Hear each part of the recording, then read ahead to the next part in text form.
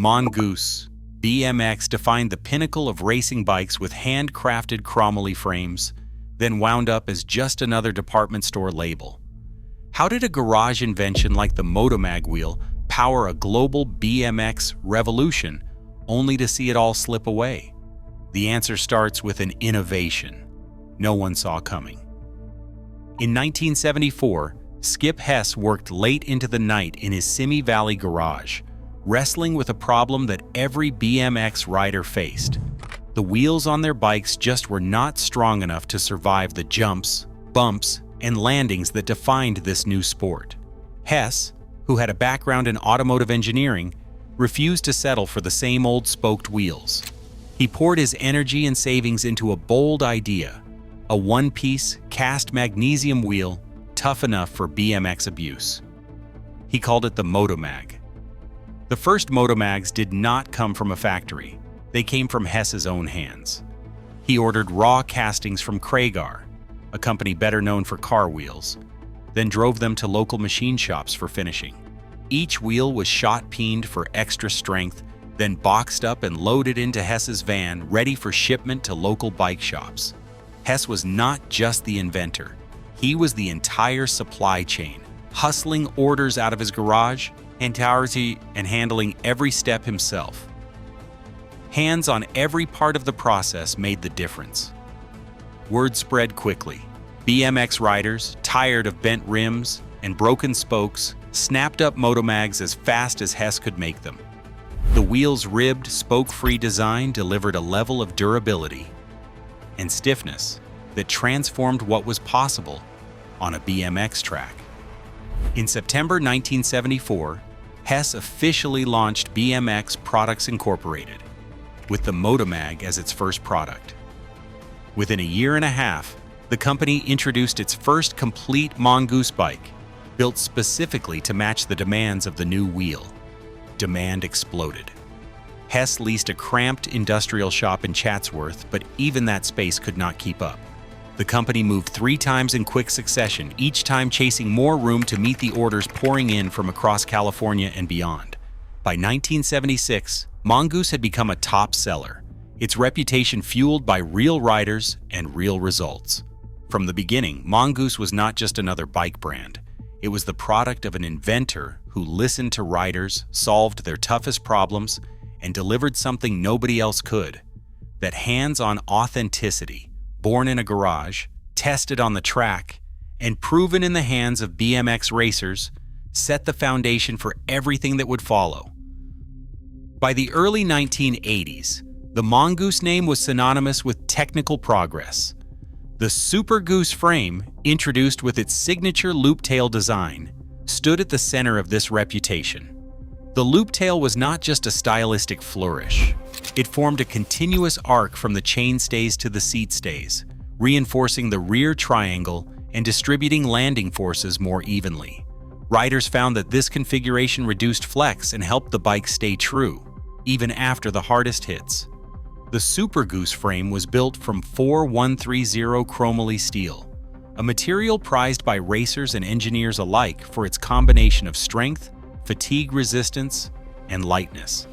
Compared to the cheaper high-tensile steels used by competitors, 4130 chromoly allowed for thinner tubing walls and lower weight, without sacrificing durability. Complete Super Goose bikes tipped the scales at just over 22 pounds, making them quick off the line and nimble in the air, an edge that mattered in every heat. Geometry was another area where Mongoose pushed boundaries. The loop-tail Super Goose featured horizontal dropouts, giving riders the flexibility to fine-tune chain tension and rear wheel placement. The top tube and chainstay lengths, dialed in through feedback from the factory racing team, allowed for explosive sprints and precise cornering.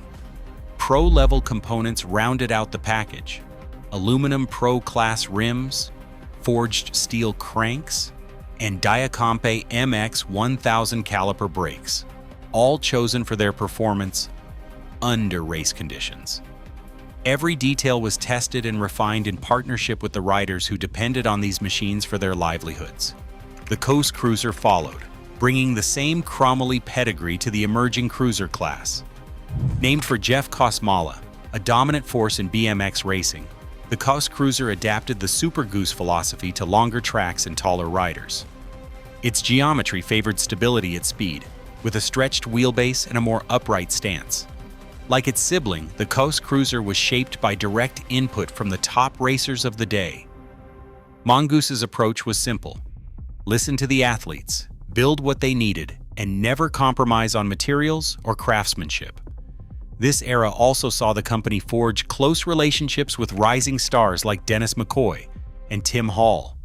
Their insights shaped frame tweaks and spec decisions, ensuring that every Mongoose rolling out of the Chatsworth and Moore Park facilities was ready for the highest levels of competition.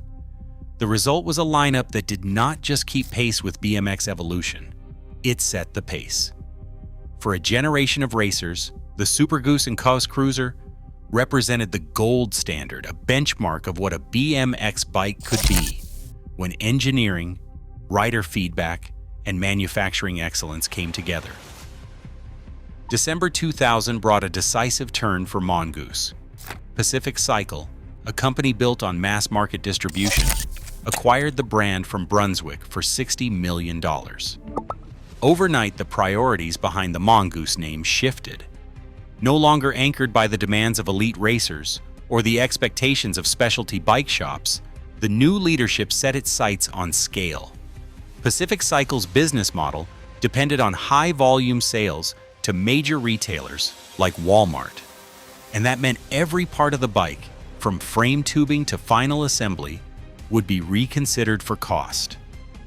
Where the Super Goose and Kos Cruiser had once rolled out of California workshops in 4130 Cromley, the new generation of Mongoose frames would be stamped from high-tensile steel in factories across Taiwan and China.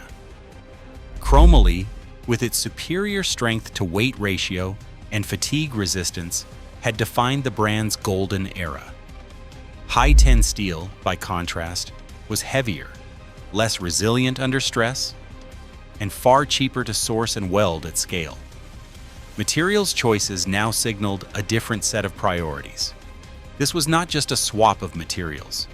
It was a complete break from the engineering philosophy that had made Mongoose a fixture at the front of BMX races.